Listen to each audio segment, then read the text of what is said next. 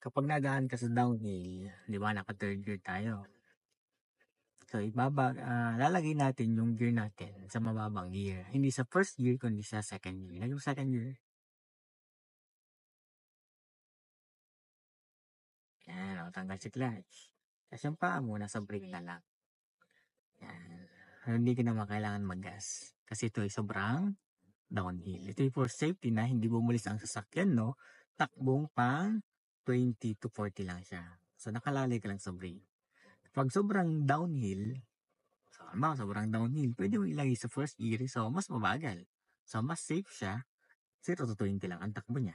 Kapag sobrang downhill. Second gear tayo. Okay lang yan. Kasi ito naman ay hindi naman sobrang downhill. Slow down ka lang.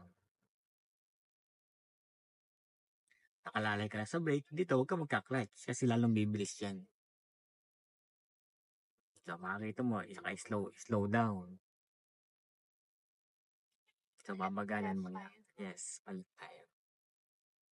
Kasi at mga downhill, slow down, lagay mo sa gear na mababa. Bababa ko pa sir yung gear. Yeah. Hindi na, okay na yan ganyan. Focus ka lang sa manubela. Stay ka lang sa lane, no? Good pa? Then balik. Okay.